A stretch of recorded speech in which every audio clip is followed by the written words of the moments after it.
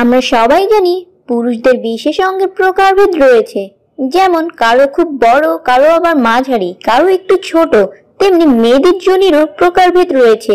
আসুন জেনে নিই মেয়েদের এই অঙ্গের কিছু প্রকারভেদ সম্পর্কে। তো বন্ধুরা, কেমন আছেন সবাই? নতুন আরেকটি ভিডিও নিয়ে সবাইকে স্বাগতম জানাচ্ছি। আজকে কি নিয়ে আলোচনা করব সেটা তো আগেই বললাম। এর আগে আপনাকে আজ আরেকটা কাজ করতে হবে, আমার ভিডিওতে লাইক দিয়ে নিন, কারণ আপনারা ভিডিওতে লাইক দিলে আমার নতুন ভিডিও বানানোর আগ্রহ বাড়ে। তাছাড়া যারা এখনো আমার চ্যানেলে সাবস্ক্রাইব করেননি তারা সাবস্ক্রাইব করবেন। তো চলুন আলোচনা শুরু করে দেই। প্রথমে আমরা যে যোনির কথা বলবো তা হলো শুকনো যোনি। এটি এক ধরনের যোনি যা সবসময় ড্রাই থাকে। এটি সহজে ইউজ করা যায় না। যখন আপনি কাউকে ঘাপাঘাপ করবেন, আপনাকে অবশ্যই লুব্রিকেন্ট বা পিচ্ছিলকারক পদার্থ ব্যবহার করতে হবে। লুব্রিকেন্ট ছাড়া এটা ঘাপাঘাপ করা অনেক কষ্টের হবে। মেয়েদের সবকিছু তো আপনারা টাইট চান। টাইট যোনি সম্পর্কে আপনারা জানেন তো? এই ধরনের যোনিকে কুমারী যোনিও বলতে পারেন। সাধারণত অনেকবার ঘাপাঘাপ করলেও এটি বেশ টাইট থাকে।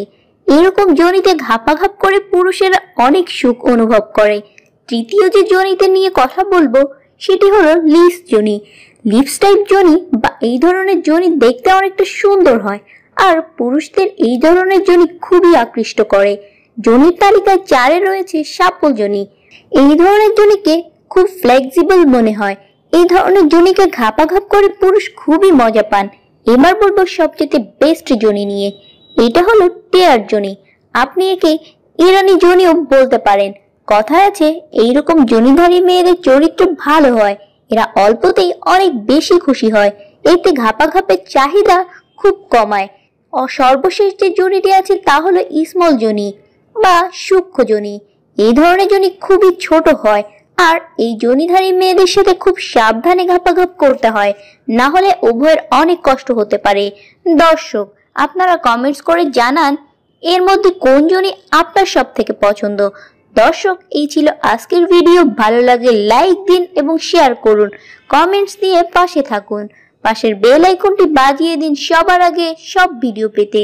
দেখা হবে পরবর্তী ভিডিওতে। ধন্যবাদ।